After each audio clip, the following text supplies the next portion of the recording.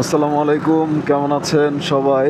আজকে যাচ্ছি ঢাকার বাইরে, শরীয়তপুরে যাচ্ছি। এখন আছি পোস্তগোলা ব্রিজে। অনেক দিন ঢাকার বাইরে কোথাও যাওয়া হয় না, তাই অনেক দিন পর আজকে একটু ঢাকার বাইরে ভ্রমণে যাচ্ছি। একসাথে ভ্রমণ এবং দু একটা ছোট কাজ করা হবে। যাচ্ছি একটু শরীয়তপুরে। আপনারা সবাই জানেন যে ঢাকার খুব কাছেই শরীয়তপুর। আর শরীয়তপুর হচ্ছে আমার নিজ জেলা। তো নিজ জেলায় ভ্রমণ এবং নিজের বাড়িতে যাওয়া, এটা ভাবতেই অনেক ভালো লাগতেছে। রাত এখন 8:30 বাজে। আসলে রওনা দিয়েছিলাম অনেক আগেই, কিন্তু ঢাকায় অনেক জ্যাম থাকার কারণে অনেকটা সময় লেগে গেল। সেই 7টা বাজে রওনা দিছিলাম, এখন 8:20 বাজে। মানে ঢাকা ছাড়তেই আমার 1.5-1 ঘন্টা 20 মিনিট সময় লাগলো। এখান থেকে খুব বেশি সময় লাগবে না, কারণ এখন তো রাস্তা খুব ফাঁকা থাকবে। কিন্তু আসলে ঢাকা থেকে আসতে এই পর্যন্ত, মানে ঢাকা ছাড়তেই 1 ঘন্টা 20 মিনিট সময় শেষ। এটাই হচ্ছে আমাদের এই শহরের মূল সমস্যা। আমরা যারা শহরে থাকি প্রতিনিয়তই আমাদের এই জ্যামের সাথে তাল মিলিয়ে, এই জ্যামের সাথে আমাদেরকে খাপ খাইয়ে তারপরে চলতে হয়। আর আমরা এটা মানিয়েও নিয়েছি নিজেদের সাথে। কি আর করব। ফাইনালি পোস্তগোলা ব্রিজও পার করে ফেললাম। এখন বলা যায় মোটামুটি এলিভেটেড এক্সপ্রেস ওয়েতে ঢুকে পড়েছি। ও সরি, এটা এলিভেটেড এক্সপ্রেস ওয়ে না, এটা হচ্ছে ঢাকা মাওয়া এক্সপ্রেস ওয়ে। এখন আছি ঢাকা মাওয়া এক্সপ্রেস ওয়েতে। আপনারা জানেন যে এই রাস্তাটা এক সময় খুব পপুলার ছিল বাইকারদের জন্য। তারা এই রাস্তায় আসতো শুধুমাত্র বাইক নিয়ে টানাটানি করার জন্য। এখন এই রাস্তাটা আগের মতো আর নাই, কারণ এখন ঢাকাতে ওই যে আপনার 300 ফিটের যে রাস্তাটা হয়েছে, ওই রাস্তাটা হওয়ার পরে 4 লেনের যে মানে 6 লেন সম্ভবত, নাকি কয়টা লেন কে জানে, ওই রাস্তাটা হওয়ার পরে 300 ফিটের রাস্তাটা হওয়ার পর থেকে এই রাস্তাটার যে ক্রেজটা ছিল সেই ক্রেজটা অনেকটাই কমে গেছে। হ্যাঁ, তবু এখনও মানুষ এখানে আসে টানাটানি করতে। বাট আমি সবসময় বলবো যে আপনারা যারা এই রাস্তায় আসেন, টানাটানিটা দয়া করে করবেন না। এটা খুব খারাপ একটা জিনিস, টানাটানি করাটা খুব খারাপ। বাইক রাইডটা খুব এনজয়ের একটা বিষয়, আপনারা এনজয় করবেন, কিন্তু ওভার স্পিডিং করে একটা দুর্ঘটনার কবলে কেন পড়তে যাবেন বলেন? হ্যাঁ, দুর্ঘটনা যে কোনো সময় ঘটতে পারে, তবে নিজের সতর্কতাটা অনেক গুরুত্বপূর্ণ একটা বিষয়। আমরা তাই আর ওভার স্পিড করব না, আমরা নিয়ম মেনে বাইক চালাবো এবং নির্দিষ্ট গতিসীমা মেনেই আমরা বাইক রাইড করব। তাতে করে আসলে আমাদের যেই রাস্তাঘাটে সড়ক দুর্ঘটনাগুলো ঘটে, সেটার হার দেখবেন অনেক কমে যাবে। বাম দিকে লেনটা ঢুকে গেছে বাবুবাজারের, কিন্তু আমরা আসলে যাব মাওয়া, তাই বাবুবাজারে যাব না।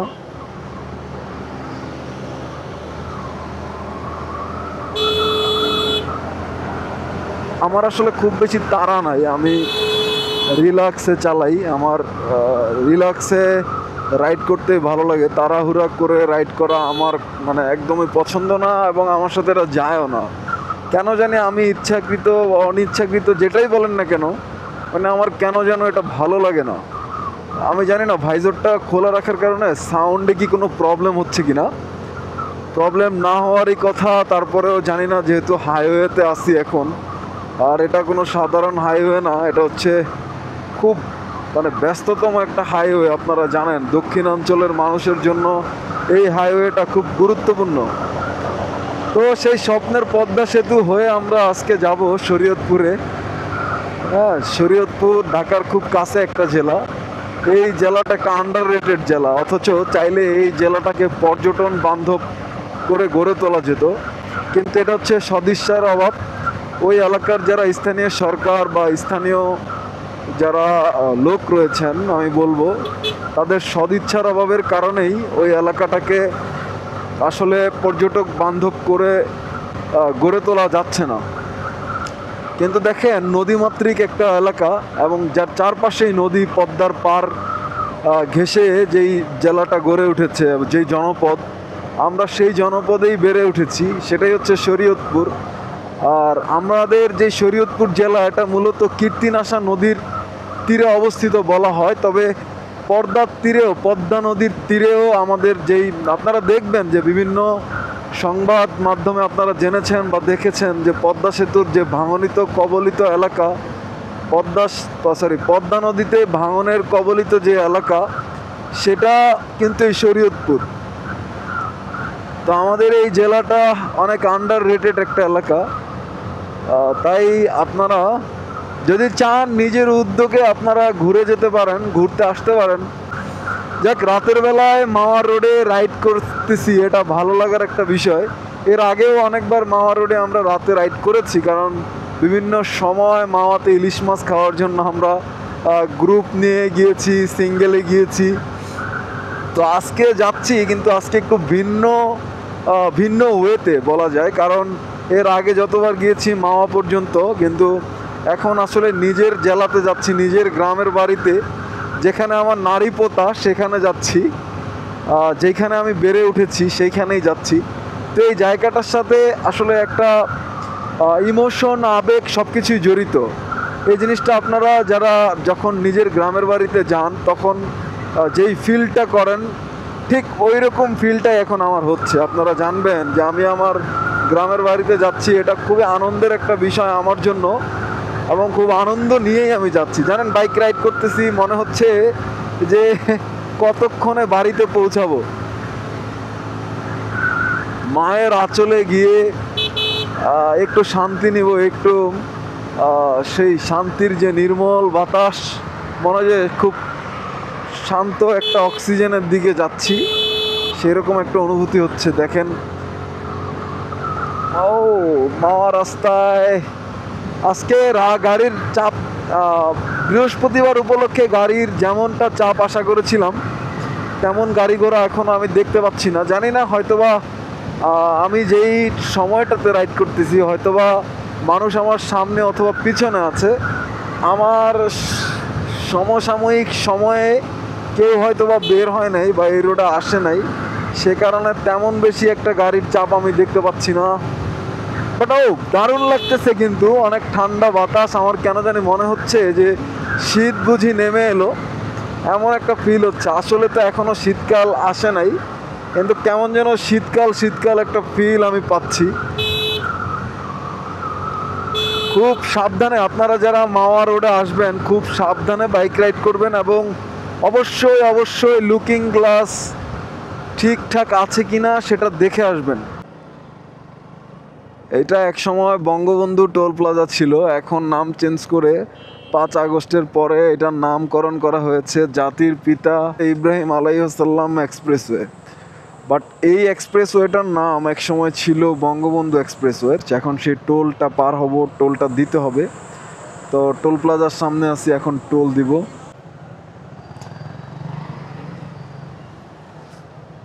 ওকে, আমাদের টোল দেওয়া শেষ, আমরা এখন আবার বেরিয়ে যাব। তো আমাদের টোল দেওয়া শেষ, এখন আমরা আবার আমার যাত্রা শুরু করে দিয়েছি। এখানে দেখেন সাইডে কিন্তু লেখা আছে ওভারটেক নিষেধ, কারণ এটা একটা রিস্কি পয়েন্ট। এখানে ওভারটেক করার জন্য নিষেধ করা হয়েছে। তবুও একদল মানুষ দেখা যায় যে ওভার স্পিডিং করে, ওভারটেক করে চলে যায়। হ্যাঁ, এইগুলো খুবই খারাপ। যাই হোক, আপনারা যারা রাইড করতে আসবেন অবশ্যই অনেক বেশি সতর্ক থাকবেন। সতর্কতা আসলে আপনার জন্যই কিন্তু ভালো। এখানে কি হয়েছে, ভাইয়ের মনে বস্তা খুলে পড়ে গেছে। যাক, আরেকটা জিনিস আপনাদেরকে বলি, যখন রাতের বেলা এই সব রোডে রাইড করবেন, কখনোই কেউ আপনাকে থামতে বললে থামাবেন না।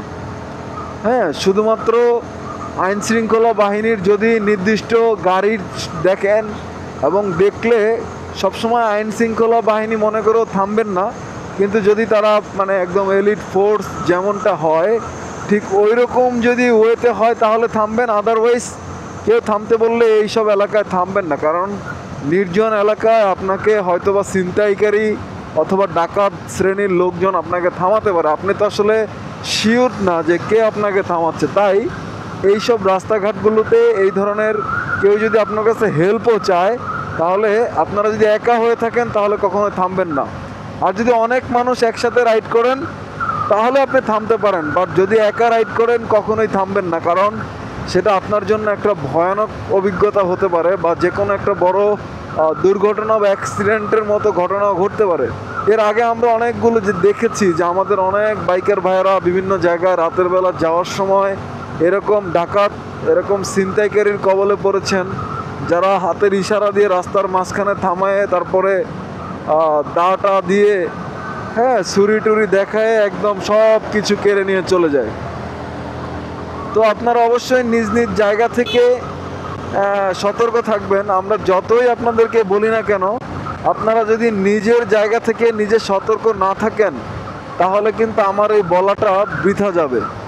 তাই আমি যেহেতু আপনাদেরকে শুধু বলতে পারবো, জোর করে সতর্ক করতে পারবো না, তাই আপনারা নিজ দায়িত্ববোধের জায়গা থেকে নিজেরা নিজেদেরকে সেভ করার জন্য সতর্ক থাকবেন। তো যাই হোক, মাওয়াতে আসলে এই কথাগুলো মেনে চলবেন। আর অবশ্যই লুকিং গ্লাসের দিকে লক্ষ্য রাখবেন, কারণ এখানে 100-র উপরেও অনেকে রাইড করে। আপনি হয়তোবা নিয়ম মেনে চালাবেন, কিন্তু আরেকজন দেখবেন যে আপনার পিছন থেকে খুব দ্রুত গতিতে সাই করে চলে আসবে।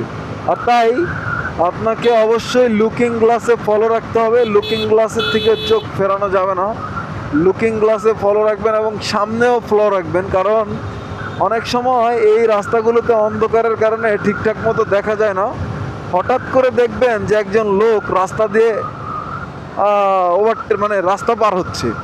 এইরকম একটা হাইওয়েতেও মানুষ রাস্তা পার হয় দৌড় দিয়ে, যেটা কল্পনার বাইরে, আপনি কল্পনাও করতে পারবেন না। কিন্তু হঠাৎ করে দেখবেন যে কেউ একজন দৌড় দিয়ে চলে গেল আপনার সামনে দিয়ে, আপনি বুঝে ওঠার আগেই কিন্তু একটা মুখোমুখি সংঘর্ষ হয়ে যেতে পারে।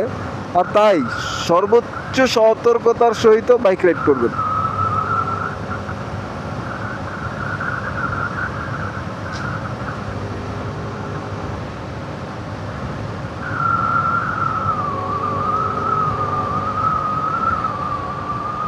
কত কিলো রাইড করলাম? প্রায় 20 কিলো রাইড করে ফেলছি। আর মাত্র 10 কিলো রাইড করতে পারলেই চলে যাব মাওয়া। আসলে পদ্মা সেতুটা পার হলেই মোটামুটি একটা স্বস্তির নিঃশ্বাস ফেলতে পারবো, কারণ পদ্মা সেতুর ওই পারেই হচ্ছে আমার সেই যেই গন্তব্য শরীয়তপুর, সেই শরীয়তপুর হচ্ছে পদ্মা সেতু পার হলেই। তো এখন কোথায় আছি এটা আমি আসলে জানি না ঠিক। সম্ভবত এখনও কেরানীগঞ্জ ছাড়াইতে পারছি কি না আমি শিওর না, তবে আমার কেন জানি মনে হয় হয়তো বা মুন্সিগঞ্জের এলাকায় অথবা কেরানীগঞ্জের ভিতরেই আছি, জানি না। রাইড করতে থাকি, দেখি কতটুকু। বাট আমার বাইকের মিটার অনুযায়ী আমি 20 কিলোর মতো রাইড করছি। তো 20 কিলো রাইড করে কতটুকু আসতে পারছি কে জানে। আমিন হোল্ডিংস লিমিটেড দেখা যাচ্ছে। দেখেন রাস্তা কতটা নির্জন। এরকম নির্জন রাস্তায় আমি পূর্বেই আপনাদেরকে বলেছি, কখনোই কিন্তু কেউ আপনাদেরকে থামতে বললে এইসব এলাকায় থামবেন না, কারণ আপনি থামলে যে কোনো একটা দুর্ঘটনা কিন্তু ঘটে যেতে পারে। আপনাকে হয়তোবা ছুরি টুরি দিয়ে কিন্তু একটা যে কোনোভাবেই হোক আপনার কাছ থেকে ছিনতাই করে আপনার অর্থ সম্পদ, মোবাইল টোবাইল এগুলো ছিনতাই করে নিয়ে যেতে পারে। আর তাই সর্বোচ্চ সাবধান থাকবেন।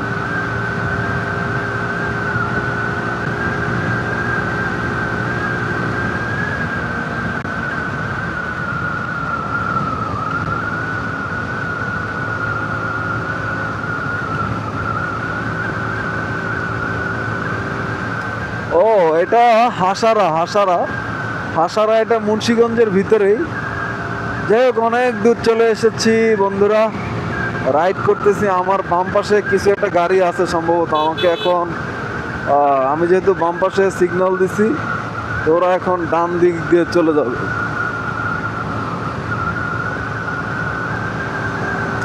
আর অবশ্যই আপনারা যখন হাইওয়েতে ছোট গাড়ি চালাবেন, যে কোনো নির্দিষ্ট একটা লেন মেনে তারপরে চালাবেন, কারণ বড় গাড়ির যে বড় গাড়িগুলো যেন আপনার পাশ কাটিয়ে খুব ভালোভাবেই চলে যেতে পারে, কারণ এরা অনেক স্পিডে চালায়। যদিও এই রাস্তার স্পিড লিমিট 80, কিন্তু এই যে বড় যে গাড়িগুলো, বাস, এরপরে প্রাইভেট কার, এরা আসলে এই স্পিডের যে লিমিট সেটা মেনে চলে না। তারা খুব উচ্চ গতিতে বা গাড়ি চালায়, তারপরে চলে যায়। তাই আপনারা আপনাদের মতো করে সতর্ক থেকে একটা নির্দিষ্ট লেন মেনে চলবেন, যাতে করে আপনি সেফলি আপনার গন্তব্যে পৌঁছাতে পারেন।